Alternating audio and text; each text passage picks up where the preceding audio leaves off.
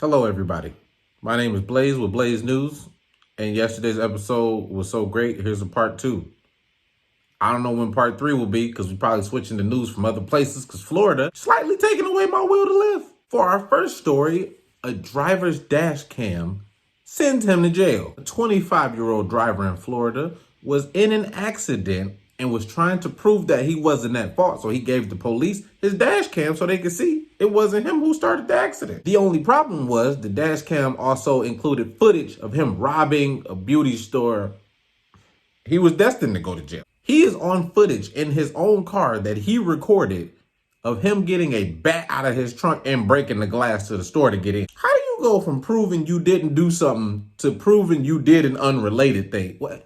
Where's the sense? Secondly, what did you even steal from a beauty store? Like, what, you about to steal stuff to resell it? Huh? You got to open up your own beauty supply? If there was ever a person who deserved to be in prison, 40% of those people are probably in Florida. Honestly, I got nothing more for that because how you go from point A to point 14 and just... Next story. Actually, I'm more depressed reading this one than I was with the first one, especially because I know he's going to be black. I haven't even scrolled down, but I know he's black. Florida, a man arrested for attacking his girlfriend with fried chicken. And let's see his face. Martin Luther King and Jesus Christ didn't die for this. Yes, Jesus is black. I wasn't there, but I'm claiming it because fuck it, why not? Honestly, we're going to keep it short and simple today because everything is on the verge of giving me an aneurysm. He got into an argument with his girlfriend. For some reason, the article mentioned that he's 6'2". I imagine the girlfriend's like 5'1" because, make the story about the big angry black man with a piece of fucking fried chicken. Apparently, they were arguing and he stepped on her foot and then hit her in the face with a piece of chicken. My blood pressure is rising like I ate the chicken. He was arrested for domestic battery, given a bond of $5,000 and a no contact order, which outside of him stepping on her foot, he didn't actually make contact. The chicken made contact. Somebody needs to get a restraining order on a farm nearby. That was my poor attempt of making a joke, so I don't feel like ending it all today because what the fuck is really going on? It doesn't help that the dude's last name is Brown because then colored people we're just not winning today. Court records show this is his second time that this has happened because he was arrested previously for beating the same woman while she was pregnant. Next story. Actually, no. Did he use chicken? No, next story.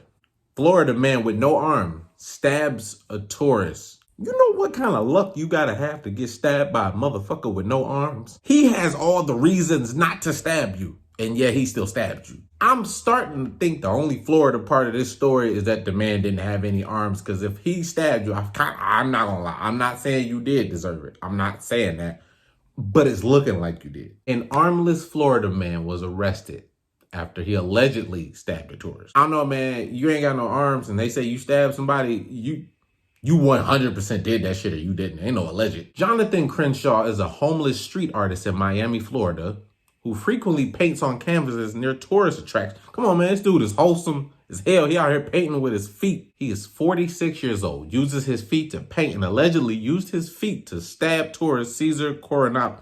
I don't know, man, that name.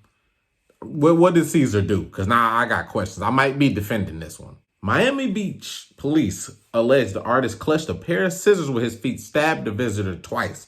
Crenshaw claims he was acting in self-defense, telling police he was lying down, which, I mean, at that point, that's what I would be doing if I had no arms. I'm chilling all the time because I'm about to fuck life. Because he claims the man punched him in the head while he was laying down. So he grabbed some scissors with his toes, stabbed him twice. The victim's friend claimed that's not what happened and that they just asked him for directions and he just jumped up and stabbed him. Which, even if that was what happened, you probably should have lied because that don't sound believable. Man was charged with aggravated battery with a deadly weapon and given a bond of $7,500. I don't feel like they asked enough questions. I get that it's Florida, but actually, no, it's Florida. They might have asked enough questions. Also, the man with no arms, Crenshaw, has been arrested several times for trespassing, disorderly intoxication, and battering police.